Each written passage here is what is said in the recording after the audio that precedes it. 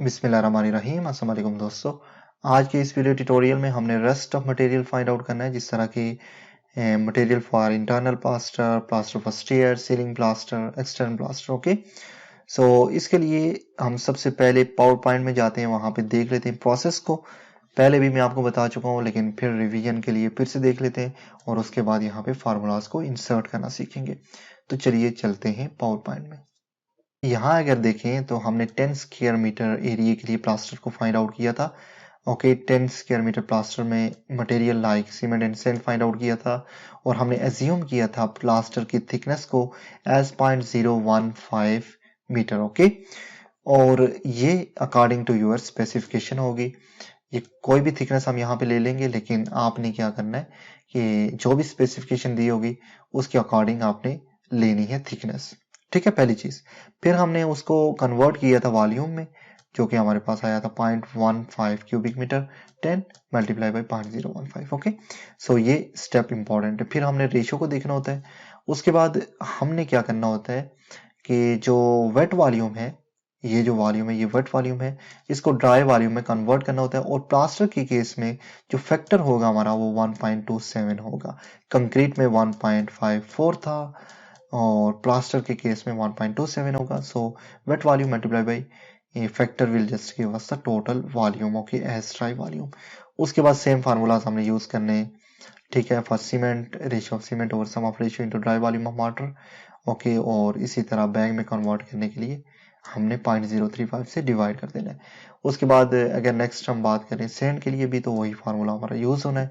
ठीक है, और उसी तरह हमने सेंड क्यूबिक मीटर में फाइंड आउट कर लेनी है। तो ये है process. Now again let's move into the Excel and do the same over there.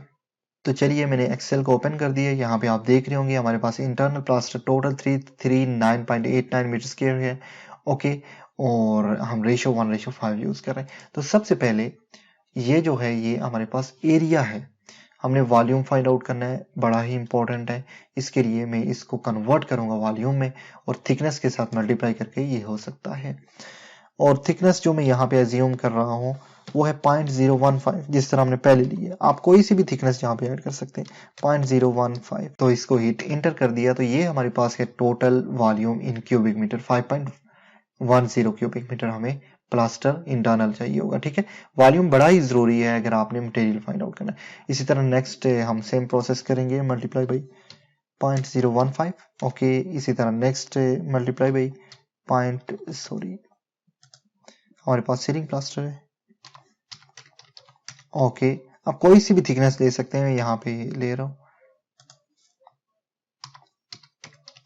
Okay, heat inter कर दिया, तो ये तमाम वॉल्यूम हमारे पास आ चुके हैं प्लास्टर के केस में। ओके, यहाँ तक yes. Now next to it we need to find out the material like cement and sand. Okay, so इसके लिए हम यहाँ पे आ जाएंगे, इक्वल टू हम स्टार्ट करते हैं डबल ब्रैकेट के साथ। ओके, और हमारे पास आ जाएगा ratio of cement over sum of ratio this plus this.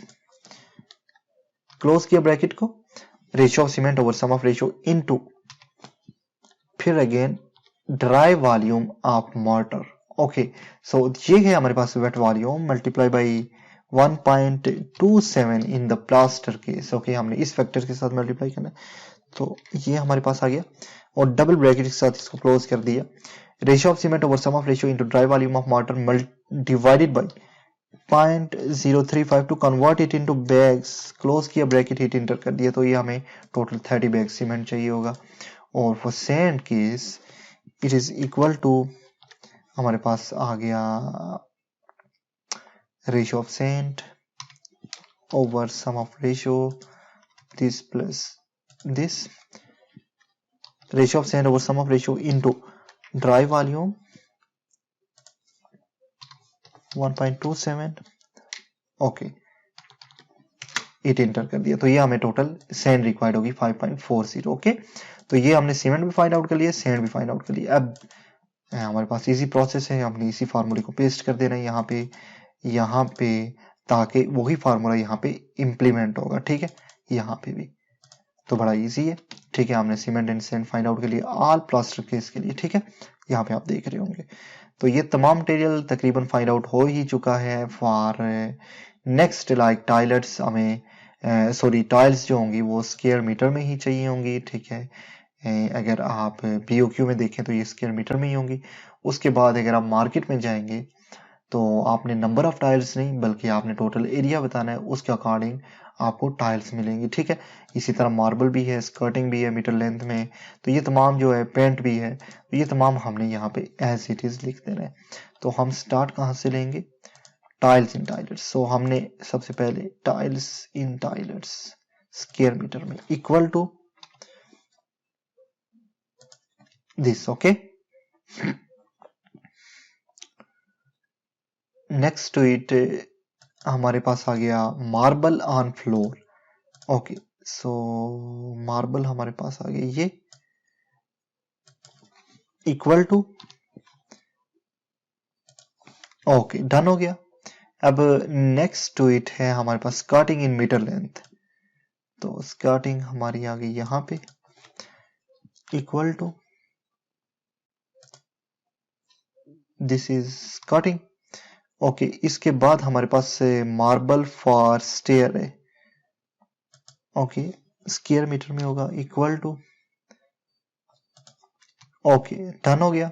फिर इंटरनल पेंट आ गया हमारे पास, पेंट इक्वल टू पेंट, ये पेंट इक्वल टू ये इक्वल टू, और next to it and the last thing will be 122। Okay, तो तमाम मटेरियल हम फाइंड आउट कर चुके हैं। इस तरह से हमने मटेरियल स्टेटमेंट को क्रिएट करना है। तो इस तमाम प्रोजेक्ट के लिए हमारे पास हम देख सकते हैं कि हमें सीमेंट कितना रिक्वायर्ड होगा, सैंड, कोर्स एग्रीगेट्स, हमें ब्रिक्स कितनी रिक्वायर्ड होंगी, हम उनको सम अप भी कर सकते हैं यहाँ पे, अगर हमने करना हो एट द एंड हम यहाँ पे सम अप भी कर सकते हैं, ठीक है। उसके बाद हमें मार्बल कितना रिक्वायर्ड होगा, स्कर्टिंग कितना रिक्वायर्ड होगी, टाइल्स सम अप करने के लिए भी मैं आपको बताता हूँ कि हमने करना इस तरह से है कि मैं यहाँ पे आ जाऊंगा और अगर मैं यहाँ पे इस तरह करके इसको मर्ज करूं इस तरह से, ठीक है। तो टोटल अगर मैं लिखूं यहाँ पे और यहाँ से अगर स्टार्ट करूं इसको इक्वल टू सम, एक प्रोसेस दे रहा हूं आपको, और फिर ये हमारे पास यहाँ से लेके इसका सम आ जाएगा, ठीक है। ओके, ब्रैकेट को करना है क्लोज, हिट कर देना इंटर। तो ये टोटल हमें 468 बैग सीमेंट के रिक्वायर्ड होंगे, ठीक है। इसी तरह अगर हम इसी वैल्यू को ड्रैग करें इस साइड पे तो ये तमाम चीजें मेरे पास आ जाएंगी, ठीक है। सेंड हमें इतनी रिक्वायर्ड होगी, कोर्स एग्रीगेट्स हमें इतने रिक्वायर्ड होंगे, ब्रिक्स हमें इतनी रिक्वायर्ड होंगी, ओके, मार्बल हमें इतना रिक्वायर्ड होगा, skirting and then tiles and the paint, okay. So इस तरह से हम टोटल भी फाइंड आउट कर सकते हैं। मैं इसको अगर कोई और कलर दूं, जिस तरह ये वाला कलर, तो ये भी दे सकता हूँ, ठीक है। अगर इसको आपने कोई बॉर्डर देना है तो वो भी आप देख सकते हैं। जस्ट प्रोसेस दे रहा हूं मैं आपको, ठीक है। फॉर्मेट सेल में चला गया और बॉर्डर में आ जाऊंगा, सेम बॉर्डर में यहाँ पे भी और यहाँ पे भी यूज करूंगा, ओके कर दिया, ठीक है, डन हो गया। सो हमारा यहाँ तक हमने मटेरियल फाइंड आउट कर लिया तमाम प्रोजेक्ट का जितना भी था, ठीक है। सो होपफुली आपको इस वीडियो की समझ आई होगी, आपको पूरे प्रोसेस का पता चला होगा कि हम एक्सेल में मटेरियल किस तरह से फाइंड आउट कर सकते हैं। सी यू इन द नेक्स्ट।